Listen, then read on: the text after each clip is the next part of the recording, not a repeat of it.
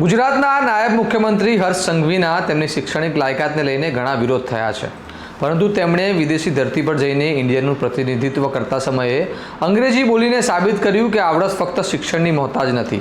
સાથે જ ભારતમાં બીજી વખત કોમનવેલ્થ ગેમ્સ યોજાવા જઈ રહી છે.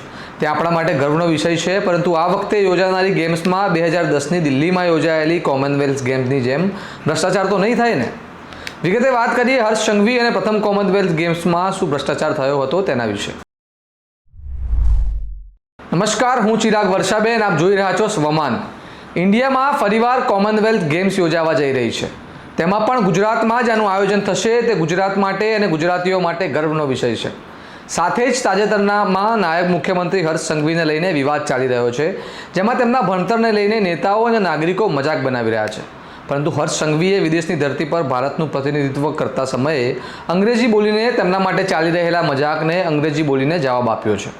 ભલે ગુજરાતમાં રાજકીય પક્ષો તેમનો વિરોધ કરતા હોય, પરંતુ આપણે સમજવું જોઈએ કે કોઈ વ્યક્તિ જ્યારે ભારતનું પ્રતિનિધિત્વ કરતા હોય અને તેને બિરદાવવા જ જોઈએ. કોમનવેલ્થ ગેમ ભારતમાં 2030માં થવા જઈ રહી છે, પરંતુ શું તેમાં દિલ્હીમાં યોજાયેલી કોમનવેલ્થ ગેમ્સની જેવો જ ભ્રષ્ટાચાર તો નહીં થાય ને? ત્યારે હજારો કરોડોનો ગફલો થયો અને તે મામલો ખૂબ ચર્ચામાં પણ રહ્યો હતો, જેને CWC સ્કેમ તરીકે ઓળખવામાં આવે છે.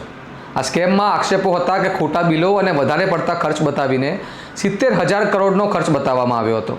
દાખલા તરીકે 30 રૂપિયાની વસ્તુઓ 300થી માંડીને 3,000નું બિલ બતાવવામાં આવ્યું હતું અને કોન્ટ્રાક્ટ આપવા માટે લાખો કરોડોની લાંચ લેવામાં આવી હતી. તેનો CBIની તપાસમાં ખુલાસો થયો હતો. ગુજરાતમાં કોમનવેલ્થ ગેમ્સ થવાની છે, ત્યારે આશા રાખીએ કે આવું ફરી ન થાય. તમારું આ મુદ્દે શું મંતવ્ય છે અમને કમેન્ટ કરીને જરૂર જણાવો. આવા વિગતવાર અહેવાલ અને તમારા સ્વમાનની વાત તમને પસંદ હોય તો ચેનલને સબસ્ક્રાઇબ કરવાનું ભૂલતા નહીં અને જોતા રહો તમારું સ્વમાન. નમસ્કાર.